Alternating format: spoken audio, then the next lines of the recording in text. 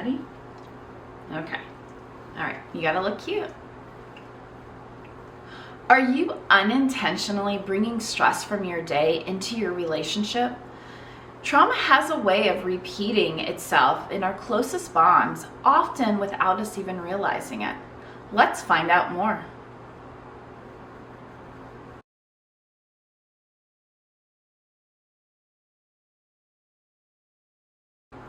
I am Jennifer Evans with Empowering Wellness Counseling Solutions. This is Rocco Short and Stout who wanted to join us today.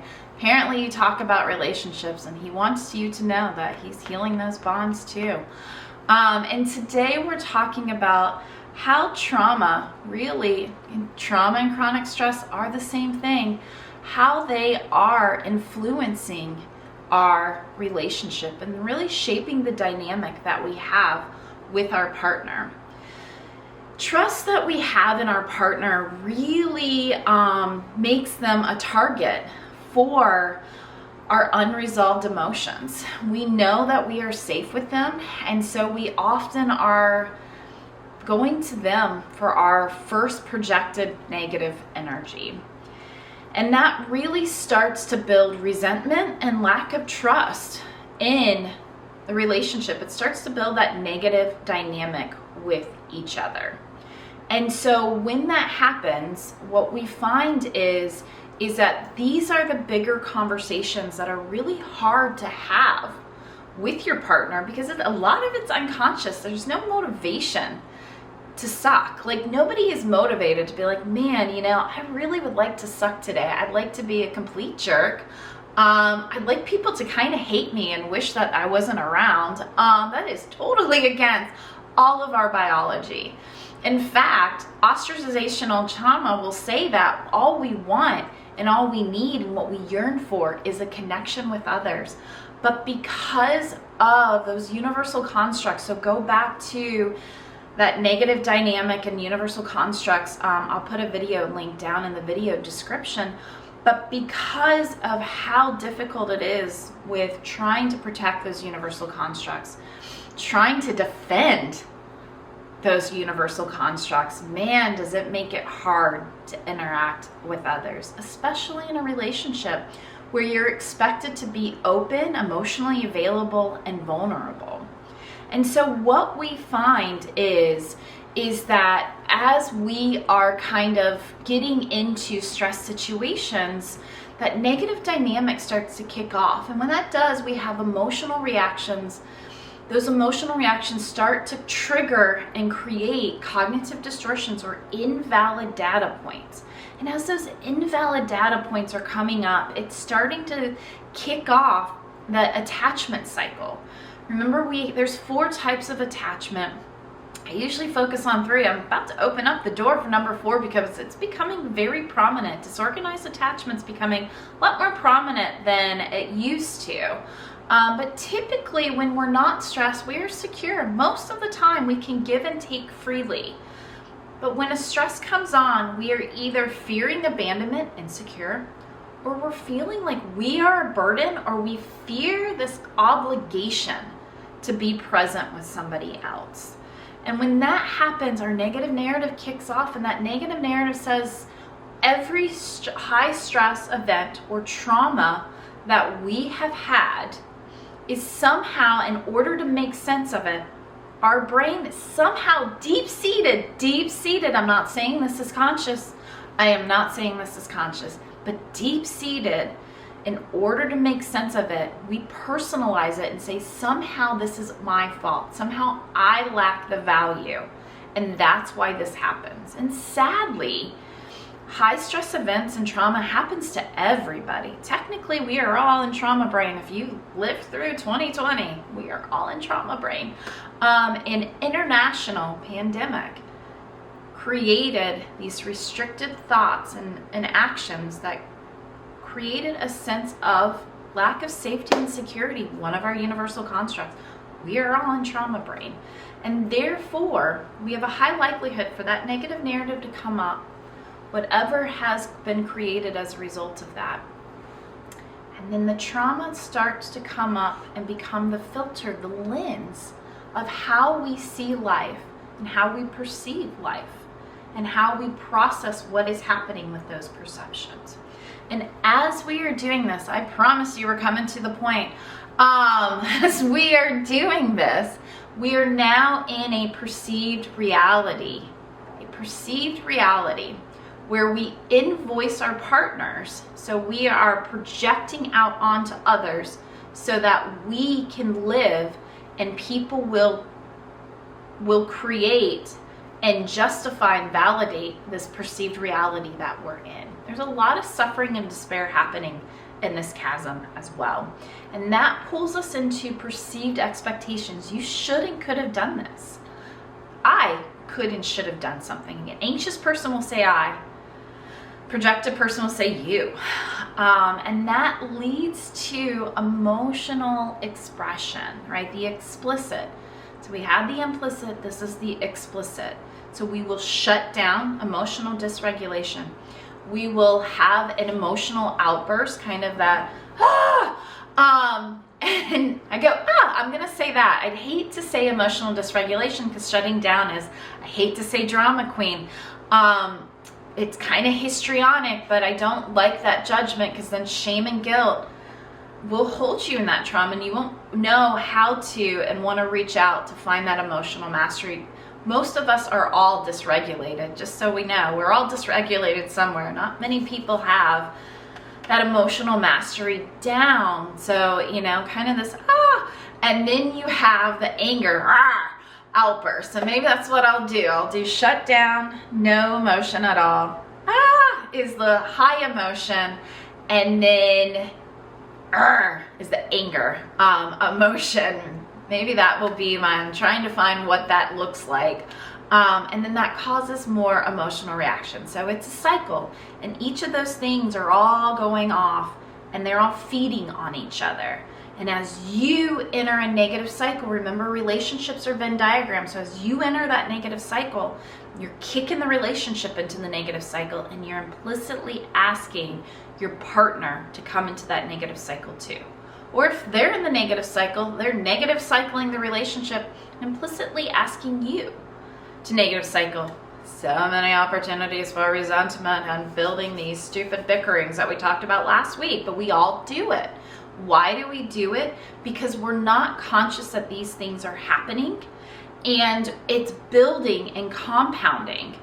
And so instead of saying, hey babe, you're my safety net, here's all the crap that I dealt with today, and an effort for me to feel like I have agency, I'm just going to dump it on you. Instead of that, we end up shifting blame. We end up causing them to say that perceived expectation is the killer of joy, right? A lot of you should and could be doing these things. Why won't you let this go? Why are you shutting down? Why are you so defensive? Why can't I feel like I am seen and heard? Over and over and over again, these discussions come up. And the key, the answer is grounding and mindfulness, letting go. One of the things, I did a lot of indirect care, I call it. So I did a lot of consulting for businesses with mental health programs, trying to build a better mental health system in the state. Did a lot of indirect care, and 2020 brought me back into direct care, working one-on-one with clients, not looking at this massive system and how do we make it better, but how do I make you better?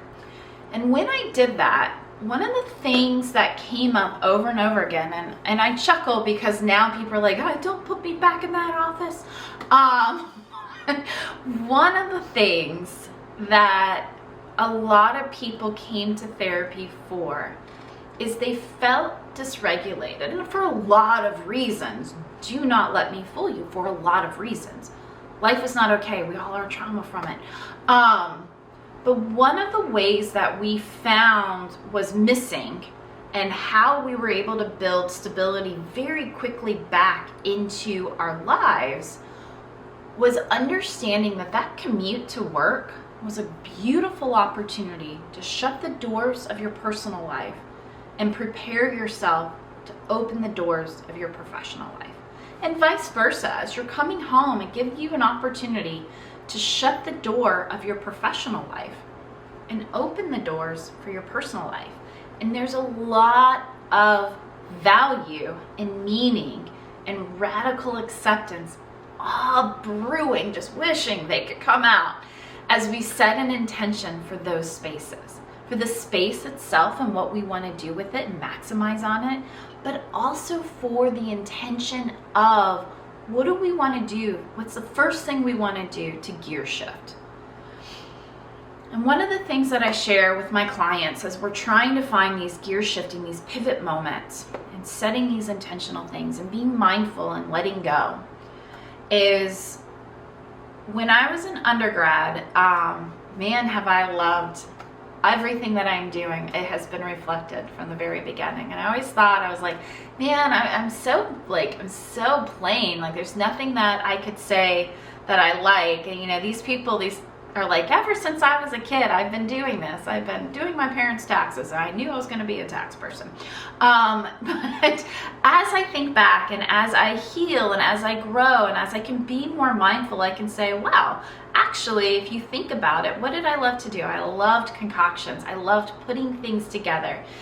No matter what it was, I would love to make my own makeup. I would make my own clothes. I would put things together that wouldn't normally be together. And then I'm thinking, man, now I do like apothecary stuff. I don't market it very much, but I do like to have my own. I use essential oils and I make stuff. And I'm like, okay, there's a reflection. That is a true value that I've had that has really thrown through me throughout the years. The other one is this idea of wellness and self-care. And so I was working at a crisis hotline and I said, I want to do a retreat. I do these retreats now. I've loved it for that long, from the very beginning. I want to do a retreat. I want us to all come together.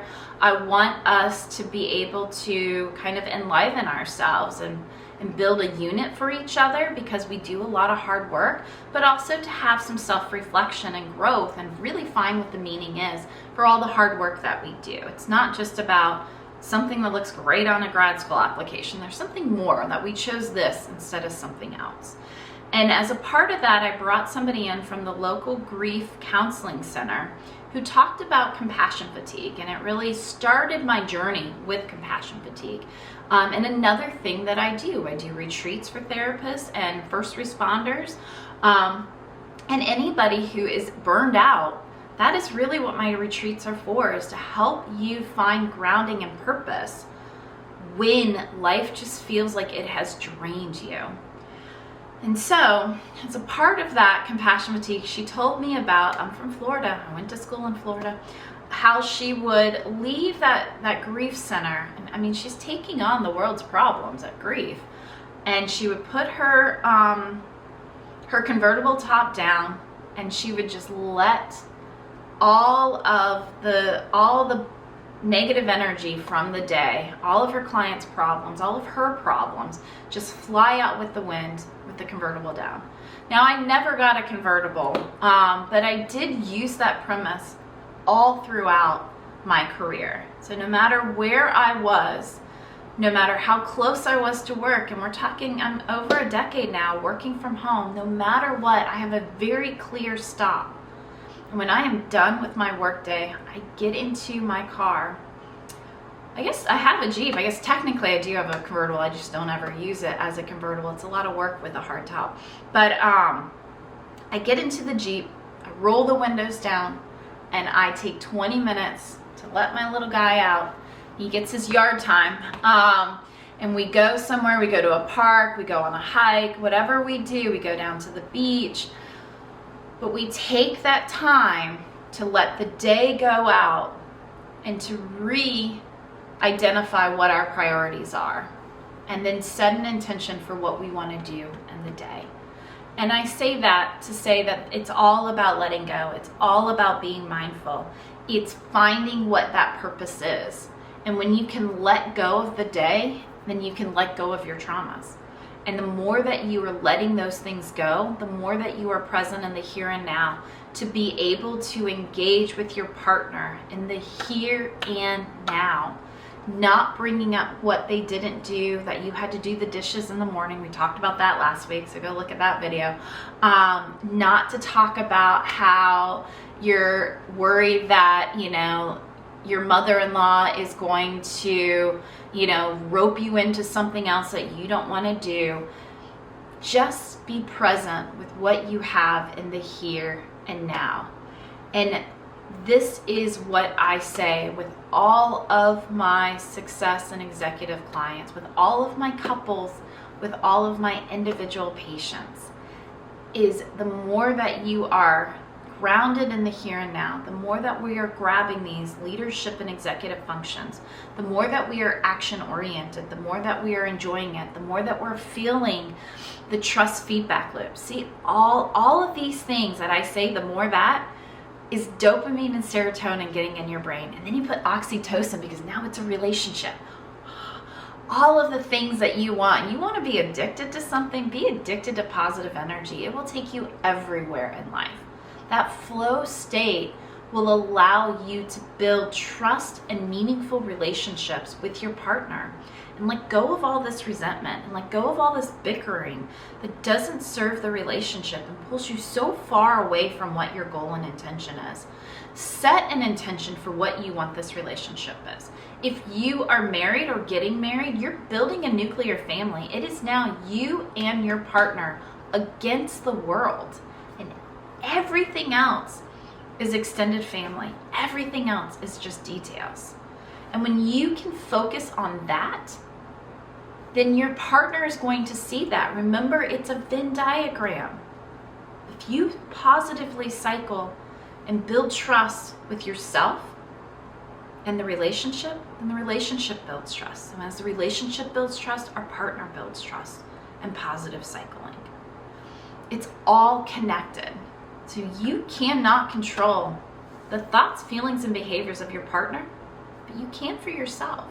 When you can ground and let go of all the baggage, all of the trauma, all the negative energy, clear all of that out and be grounded in the here and now for how life is serving you now, and make decisions based on the intention of what you want out of this relationship, you'll go everywhere. You will go everywhere in life, and you will have someone by your side to do it. And that's really easy to say, hard to do. Mindfulness, I talk about it all the time, but I don't do it all the time. I do try really, really hard, but the mind, that wandering mind, will pull us away from it. And so I'm constantly grounding myself and constantly saying, what's my intention right now? Because that's what's important. So I know it's not easy, but if you keep trying little things, what do I want my intention to be in this next 5 seconds? What do I want my intention to be in this next 10 seconds? Try little things. And yes, at the beginning, you're gonna be like, ugh, I tried so hard. It's freaking pointless. You're just maddening. It will happen. Own your side of the street. It will make it work. I promise. If this is something that you like or that you can connect with, please give me a thumbs up, subscribe, and learn more. I do a lot with couples. I kind of sprinkle in couples, professional success and growth, and mental health is what my channel is all about, and how we become happier and healthier people. Share this with somebody. Share it with your partner. See how both of you can set an intention for what you want out of this relationship. Sign up, say I am in the comments, or share your own ways of setting intentions or how you ground in a present state. I do have a young professionals group about women 25 to about 35, give or take, that are just kind of navigating the world, trying to build their own businesses, trying to let go of their kind of past and their family draws, and building themselves up as an individuated self, which is exactly what they're supposed to do in this stage of development. And we have the couples relationship group where we're trying to build intimacy, strong and valid communication, really understanding the dynamic and what holds us back and how do we move forward. any of this is for you, please say I'm in. I will reach out to you and show you how to get started. All the information is going to be in the video description. I do have a workbook too. Emotional regulation talks all about the negative dynamic, the perceived reality, gratitude and suffering on the same spectrum. There's a lot of good gems that you or you and your partner can start doing now, having and setting an hour a week to just talk about owning your side of the street, engaging and finding trust and meaning in the relationship. I'm Jennifer Evans with Empowering Wellness, and I look forward to helping you on your journey. Thank you so much.